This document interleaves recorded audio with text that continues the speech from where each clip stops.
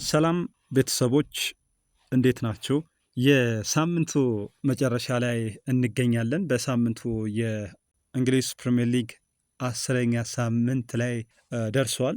9 ሳምንት ጨዋታዎች ተከናውኖበታል። በዚህ በተወዳጁ የእንግሊዝ ፕሪምየር ሊግ በ10ኛው ሳምንት የሚጠበቁ ጨዋታዎች አሉ። በተለይ በሳምንቱ ከሚጠበቁ ጨዋታዎች መካከል አንደኛው ቶትንሃም ከቼልሲ የሚያደርጉት ጨዋታ በበርካታ የስፖርት አፍቃሪያ ዘንድ ተጠባቂ ሆኗል። ዘንድሮ የውድድር ዓመት ላይ ሁለቱም ቡድኖች በ9 ሳምንት ያስመዘገቡትን ውጤት ስንመለከት ቶትንሃም በ17 ነጥብ 3ኛ ደረጃ ላይ ሲቀመጥ፣ በአንጻሩ ቼልሲ 14 ነጥብ ይዞ 9ኛ ደረጃ ላይ ይገኛል። ሁለቱ ቡድኖች ከዚህ ቀደም የተገናኙበትን ቁጥር ስንመለከት 163 ጊዜ ተገናኝተዋል። የለንደን ደርቢ ጨዋታ ነው። አርሰናል ከቶትንሃም ከሚያደርጉት የሰሜን ለንደን ደርቢ ጨዋታ ባልተናነሰ ለንደን ላይ ከሚደረጉ ጨዋታዎች መካከል አንደኛው ቶትንሃም ከቼልሲ ነው። ብርቱ ፉክክር የሚታይበት የለንደን ድምቀት ከሆኑ ጨዋታዎች መካከል አንደኛው ይህ ነው። 163 ጊዜ ሲገናኙ ቼልሲዎች ብሉ ኢዝ ዘ ከለር ፉትቦል ኢዝ ዘ ጌም ብለው ራሳቸውን የሚጠሩት የለንደን ኩራት ነን ይላሉ። 74 ጊዜ አሸንፏል። ስፐርሶች 50 ጊዜ ነው ድል ማድረግ የቻሉት። የተቀሩት 39 ጨዋታዎች ላይ አቻ ተለያይተዋል።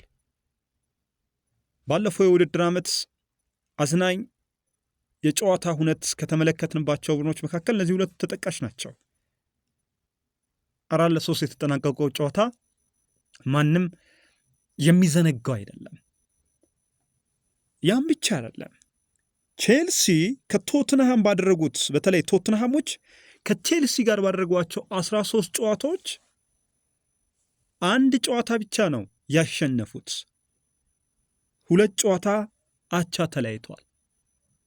10 ጨዋታዎች ግን በሰማያዎቹ ቼልሲ አሸናፊነት ነው የተጠናቀቀው።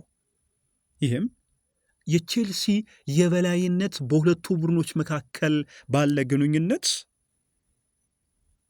ቼልሲ በቶትንሃም ላይ ተደጋጋሚ ድል እንዳደረገ ወይም የበላዩ እንደሆነ ያሳየናል። በተለይ ሌስተር ሲቲ ሻምፒዮን በሆነበት 2015-2016 የውድድር ዘመን ላይ ቶትንሃም ከቼልሲ ያደረጉት በተለይ ቶትንሃም ለዋንጫው በሚፎካከርበት ሰዓት ከቼልሲ ጋር የነበረው የጨዋታ ሁነት የቶትንሃም ተጫዋቾች ከቼልሲ ተጫዋቾች ጋር የፈጠሩት ግብግብ የማይዘነጋ ነው። ቼልሲዎች ለንደን ካሉ ክለቦች ማንን ትጠላላቸው ቢባሉ እግር ኳሳዊ ፉክክር ማለት ነው ቶትንሃምን ነው የሚያነሱት። የኢንዞ ማሬስካው ቼልሲ በዘንድሮ የውድድር ዓመት ተጫዋቾቻቸው እርስ በርስ ፉክክር የያዙ ነው የሚመስሉት። ቤተሰቦቻችን የማይጠበቁ ተጫዋቾች ቀይ ካርድ ሲመለከቱ በተደጋጋሚ ጨዋታዎች አይተናል። በዘንድሮ የውድድር ዓመት እንደው እኔ አይቻለሁ እንዲህ አንተማ ካየ እኔም ማየት አለብኝ ብለው እርስ በርስ የሚፎካከሩ ነው የሚመስሉት። ነገርየው ቀይ ካርድ ባየ ነው የሚመስለው። በቀይ ካርድ ፉክክር የያዙ ነው የሚመስሉት። አንተማ አይተህ እኔማ ማየት አለብኝ። ይሄ ልክ እንደ ሽልማት ነው እያደረጉት ያሉት ቀይ ካርድን። በዚህም ቼልሲ ዋጋ እየከፈለ ይገኛል። የሚሳሳቷቸውም የተከላካይ ስፍራ ተጫዋቾቻቸው የሚሳሳታቸው ጥቃቅን ስህተቶች ቼልሲም ውጤት አልባ እንዲሆን አድርጎታል። አሁን ማግኘት ከነበረበት በተሻለ ደረጃ ላይ እንዳይገኝ አድርጎታል። ማግኘት ከነበረባቸው 27 ነጥቦች 13 ነጥብ ጥሏል ቼልሲዎች። ይህም ተጫዋቾቹ አቅም አላቸው፣ ነገር ግን ልምድ አለመኖር፣ በሳል አለመሆን ቼልሲን በወጥነት እንዳይጓዝ አድርጎታል። ስለዚህ ነገ ቶትንሃም ከቼልሲ ሲገናኙ በ9ኛው ሳምንት ሁለቱ ቡድኖች የተለያየ ውጤት አስመዝግቦ ነው የመጡት። ቶትንሃም ኤቨርተንን 3-0 አሸንፎ እንዲሁም ቼልሲ በሰንደርላንድ ተሸንፎ ነው የፕሪሚየር ሊግ ጨዋታቸውን 9ኛ ሳምንት ላይ ያጠናቀቁት። በተቃራኒው ደግሞ በሊግ ካፕ ቶትንሃም በኒውካስል ዩናይትድ 2-0 ተሸነፈ። ወልቨርሃምፕተንን ደግሞ ቼልሲ አሸነፈ። በዚህ የጨዋታ ውጣ ውረድ ላይ ሆኖ የሚያደርጉት የእርስ በርስ ግጥሚያ ነው። ቼልሲ ከቶትንሃም የሰሜን ለንደን ደርቢ ባንለውም ለንደን ላይ ከሚጠበቁ ግዙፍ ደርቢዎች መካከል አንደኛው ምሽት 1:30 በዕለተ ቅዳሜ። በርንሌይ ከአርሰናል የወቅቱ አስደናቂ ቡድን የወቅቱ ሚራክል የሆነ ውጤት እያሳየን ያለው አርሰናል 16ኛ ደረጃ ላይ ከተቀመጠው በርንሌይ የሚያደርጉት ጨዋታ ይጠበቃል። ሁለቱ ቡድኖች ለ98 ጊዜ ተገናኝተዋል። ከዚህ ቀደም ለ98 ጊዜ ሲገናኙ አርሰናሎች መርፈኞቹ 48 ጨዋታዎችን አሸንፏል። በርንሌይ 21 ጨዋታዎችን ደግሞ ባቻ አጠናቋል። በተለይ መድፈኞቹ አንድ ጥሩ ታሪክ አላቸው። አዲስ ካደጉ 24 ቡድኖች ጋር ካደረጓቸው ጨዋታዎች 23ቱን አሸንፈዋል። በአንድ ጨዋታ ነው 2023 በኖቲንግሃም ፎረስት የተሸነፉት። ይህ በጎ ታሪካቸው ነው። እንደ ክለብ ካነሳን ደግሞ በተጫዋች ደረጃም አዲስ ያደጉ ቡድኖች የሚመቸው ተጫዋች አለ። ኤቭሪቼዜ በቀድሞ ክለቡ ፓላስ ላይ ባለፈው ሳምንት ያስቆጠረው ድንቅ ጎል ተመልክተናል። በፕሪሚየር ሊግ የመጀመሪያ ጎሉን ያስቆጠረው ለአርሰናል በጣም ጥሩ አማራጭ የሚሰጥ ተጫዋች እንደሆነ ነው ሚኬል አርቴታን በተደጋጋሚ ሲናገር የነበረው። ኤቭሪቼዜ አዲስ ካደጉ ቡድኖች ጋር 13 ጨዋታዎችን አድርጎ 6 ጎሎችን አስቆጥሮ 2 ለጎል የሚሆኑ ኳሶችን አመቻችቶ ማቀበል ችሏል። ይህ በጎ ነገር ነው። ወደ አርሰናል እንምጣ። በ9 ሳምንት የእንግሊዝ ፕሪሚየር ሊግ ጨዋታ አርሰናል 3 ጎል ብቻ ነው የተቆጠረበት። የመከላከል ስፍራው ወይም የመከላከል ዲፓርትመንቱ ምን ያህል ጠንካራ እንደሆነ የሚያሳይ ነው። በተቃራኒው ደግሞ ያስቆጠረውን ጎል ስንመለከት 16 ነው። ከ16ቱ ጎሎች መካከል 11ዱ በቆሙ ኳሶች በቆመ ኳስ ነው ጎል ያስቆጠረው። 5 ነው በክፍት ጨዋታ አርሰናሎች ጎል በተቃራኒ ቡድን ላይ ማስቆጠር የቻሉት። በነገራችን ላይ በተቃራኒ ቡድን ላይ ጎል ካስቆጠሩ ወይም ዝቅተኛ ጎል ካስቆጠሩ ቡድኖች ተመድቧል። ወልቨስን ሌድስን 4 ጎል አላቸው። እነዚህ ቡድኖች ናቸው ጥቂት ጎሎችን በክፍት ጨዋታ ያስቆጠሩት። ከዛ ባሻገር ግን አርሰናል ነው። ይህ ምን ያህል የቆሙ ኳሶች ላይ ስፔሻል እንደሆነ ጆበርክ የቆሙ ኳሶችን ለአርሰናል ተጫዋቾች የሚያሳጥቁት እውቀት እንዲኖራቸው ብቃት እንዲኖራቸው የቆሙ ኳሶች አጠቃቀም ላይ ንቁ እንዲሆኑ ወደ ውጤት እንዲቀይሩ እያደረጉ ያሉ አሰልጣኝ ናቸው ጆበርክ። በሳምንቱ ግን ተፊዞባቸዋል። ብራይተን ከአርሰናል ባደረጉት የሊግ ካፕ ጨዋታ በክፍት ጨዋታ ነው፣ በጨዋታ እንቅስቃሴ ነው በኖዋኔሪና በቡካዮ ሳካ አርሰናል ጎል ያስቆጠረው። ከዚህ የጎል መቆጠር በኋላ የአርሰናል ደጋፊዎች ጆበርክ አውት ሲሉ የቆሙ ኳሶችን ለተጫዋቾቻቸው በደንብ የሚያሰለጥኑትን አሰልጣኝ አውት ሲሉ ያደመጥ ነው። ዘንድሮ አርሰናሎች 8 ተከታታይ ጨዋታ አሸንፏል። ያ ብቻ አይደለም፣ በጥቅምት ወር ባደረጓቸው 6 ጨዋታዎች 6ቱንም አሸንፏል። 6ቱም ጨዋታ ላይ ጎል ሳይቆጠርባቸው ነው ያሸነፉት። ይህ አዲስ ታሪክ ነው ያጻፉት። ይህ በእግር ኳስ በፕሪሚየር ሊግ አዲስ ነው። 3 ፕሪሚየር ሊግ፣ 2 አውሮፓ ሻምፒየንስ ሊግ፣ 1 የሊግ ካፕ ጨዋታ ላይ ይህ ምን ያህል አርሰናል ድንቅ የሊግ ጊዜን ድንቅ የውድድር ዓመትን እያሳለፈ እንደሆነ መናገር ይቻላል። ጥቅምት ላይ ዋንጫ ቢሰጥ ኖሮ አርሰናል ነበር አሸናፊ የሚሆነው፣ ወይም ለአርሰናል ነበረ የሚገባው። ነገር ግን ያው ግንቦት ላይ ነው ውድድሩ የሚጠናቀቀው።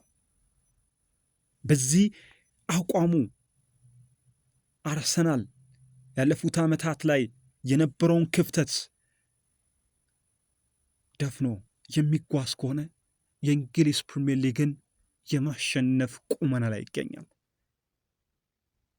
ይህም ደግሞ ዋንጫውን ለማግኘት እንዲያስችለው የስኳድ መስፋት፣ ጥራት ያላቸው ተጫዋቾች በቡድኑ ስኳድ ውስጥ በቡድኑ ስብስብ ውስጥ መኖር ይህ እንደ ትልቅ ዋስትና የሚነሳ ጉዳይ ነው። ይህ ጨዋታ ምሽት 12:30 በዕለተ ቅዳሜ የሚደረግ ነው። ገምቱ፣ ማን ሊያሸንፍ ይችላል? አርሰናል ወይስ በርንሌ? ግምቶቻችሁ ልታደርሱ እንችላላችሁ። 1973 ላይ ነው በበርንሌ ሜዳ አርሰናል እየተሸነፈው። ዘንድሮስ ነገ ምሽት 12 ሰዓት በሚደረገው ጨዋታስ መድፈኞቹ ምን አይነት ውጤት ያስመዘግባሉ የሚለው እጅጉ ተጠባቂ ጉዳይ ነው። በተመሳሳይ የሚደረገው ኖቲንግሃም ፎረስት ከማንቸስተር ዩናይትድ፣ ሰውንዳችን ከቀጠረው ኖቲንግሃም ፎረስት ማንቸስተር ዩናይትዶች የሚያደርጉት ጨዋታም ይጠበቃል። ሁለቱ ቡድኖች በተለያየ ጽንፍ ላይ የሚገኙ ቡድኖች ናቸው። ባለሜዳዎቹ ኖቲንግሃም ፎረስት ያደረጓቸው 3 ጨዋታዎች ተሸንፈዋል። መሸነፍ ብቻ አይደለም፣ ጎል አላስቆጠሩም። ይባሱኑ 7 ጎሎች አስተናግዷል፣ ወይም 7 ጎሎች ተቆጥሮባቸዋል። ምን ያህል ችግር ላይ የሚገኝ ቡድን እንደሆነ ነው የሚያመላክተው። በ5 ነጥብ 18ኛ ደረጃ ላይ ተቀምጧል። ከዚህ ወራጅ ቀጠና እንዴት በሳንዳች አማካኝነት ይወጣሉ የሚለው የሚጠበቅ ነው። ሳንዳች ከ150 የሊግ ጨዋታዎችን አድርጓል፣ ከዛ በላይ ማለት ነው። 323 ጎል ተቆጥሮባቸዋል። በበርን ላይ ብዙዎቻችን እናስታውሳለን። ኤቨርተን ላይ የነበሩት የቡድን ግንባታ ጥብቅ መከላከል በማሳየት ኖቲንግሃም ፎረስት ጥሩ ጊዜን አሳልፈዋል። ኖቲንግሃም ፎረስት ባለፈው የውድድር ዓመት ማንቸስተር ዩናይትድን ካሸነፉ ቡድኖች መካከል አንደኛው ነው። ደርሶ መልስ የፕሪሚየር ሊግ ጨዋታ በኤፍኤ ካፕ ነው ማንቸስተር ዩናይትድ ማሸነፍ የቻለው 1-0 በሆነ ውጤት። ዘንድሮ ኖቲንግሃም ፎረስት በሜዳው ሲቲ ግራውንድ ላይ የሚያሸንፍ ከሆነ በተከታታይ 2 ጨዋታዎችን ማንቸስተር ዩናይትድን በሜዳው ያሸነፈ ቡድን ይሆናል። ይህም ለ3ኛ ጊዜ ነው። ከዚህ ቀደም 1965፣ 1967 ይህንን ታሪክ አጽፏል። ይህ ላለ መጻፍ የሩበን አሞሪም ማንቸስተር ዩናይትድ በዚህ ሰዓት ጥሩ አቋም ላይ ይገኛል። ባደረጋቸው 3 ጨዋታዎች 3ቱንም አሸንፈዋል። ሰንደርላንድን 2-0፣ ሊቨርፑልን 2-1፣ ብራይተንን 4-2 ያሸነፈበት ውጤት ይታወሳል። በተለይ የብራያን ምቤሞና ማቲያስ ኩኛ ፊት መስመሩን አስፈሪ ያደረጉት ይገኛሉ። ብራያን ምቤሞ 3 ጎሎችን አስቆጥሮ 1 ለጎል የሚሆኑ ኳሶችን አመቻችተዋል። ማቲያስ ኩኛም ማንቸስተር ዩናይትድ ከብራይተን ባደረጉት ጨዋታም አይን ገላጭ የሆነች የመጀመሪያ ጎሉን አስቆጥሯል። ይህ ተጫዋች በጎል ተሳትፎም እያደረገ ይገኛል። የማንቸስተር ዩናይትድን የማጥቃት ጥራትን ከፍ እያደረገ ይገኛል። ማንቸስተር ዩናይትድ የብራያን ምቤሞ፣ ቤንጃሚን ሼሽኮ፣ ማቲያስ ኩኛ ወደ ኦልድ ትራፎርድ ከመጡ በኋላ በዘንድሮ የውድድር ዓመት ማንቸስተር ዩናይትድ ባለፈው የውድድር ዓመት ሲተችበት ከነበሩ ጉዳዮች መካከል ቀርፋፋ ነው፣ ራሱ ሜዳ ላይ ነው፣ ወይም ከመከላከል ወደ ማጥቃት ሽግግር ላይ ደካማ ነው በሚል 5ኛ ደረጃ ላይ ነበር የተቀመጠው። ዘንድሮ ግን ከመከላከል ወደ ማጥቃት ባለው ሽግግር በጣም ፈጣን ሽግግሮችን በማድረግ 8ኛ ደረጃ ላይ ተቀምጧል። ይህም ምን ያህል የሩበን አሞሪም የጨዋታ ለውጥ እንዲሁም የሴንት ሎማንስ በገባባቸው ጨዋታዎች ማንቸስተር ዩናይትድ ውጤት ይዞ መውጣቱ ራሱ እንደ በጎ የሚነሳ ነገር ነው። በተለይ ከሱ የሚገኙ ረዣዥም ኳሶች ማንቸስተር ዩናይትድ የማጥቃት ጥራትን ከፍ ያደርጋሉ። ይህን የተመለከት ነው። ይህም ጨዋታ በትልቅ ሁነት ይጠበቃል። 43 ጊዜ ማንቸስተር አሸንፈዋል፣ 27 ጊዜ ኖቲንጋም ፎረስት፣ 17 ጊዜ አቻ ተለያይተዋል። እነዚህ ቡድኖች የትኛው ያሸንፋል የሚለው ገምቱ፣ ተሳተፉ። እኔ ግን የራሴን ግምት ለማስቀመጥ ያህል በሳምንቱ የሚደረጉ ጨዋታዎችን ለመገመት ያህል ማለት ነው፣ በተለይ ቀደም ብለን ያነሳናቸውን። እስከዛው እናንተ ላይክ፣ ሰብስክራይብ፣ ሼር አድርጉ፣ ለሌላ ተደራሽ እንዲሆን አድርጉ። ማንቸስተር ዩናይትድ ከኖቲንጋም ፎረስት ማንቸስተር ዩናይትድ 3-1 ያሸንፋል፣ ግምት ነው። አርሰናል ከበርንሌይ አርሰናል 3-0 ያሸንፋል። ቼልሲ ከቶትንሃም ይሄ ጨዋታ 2-2 ይጠናቀቃል። ይሄ የኔ ግምት ነው። እናንተስ ምን ትላላችሁ? የእናንተስ ግምት ምን አይነት መልክ አለው? ሐሳቦቻችሁን አጋሩን። ከኛ ጋር ጥሩ ጊዜን ስለምታሳልፉ እናመሰግናለን። እንዲሁም በ10ኛው ሳምንት የትኛውን ጨዋታ በቀጥታ ወደ እናንተ እንድናቀርብላችሁ ትፈልጋላችሁ? ኮሜንት ላይ ይጻፍልን። ተሸለሙ፣ ገምቱ። ከኛ ጋር ጥሩ ጊዜን እያሳለፋችሁ ስለሆነ እጅግ እናመሰግናለን። አክባሪ ይስጥልን።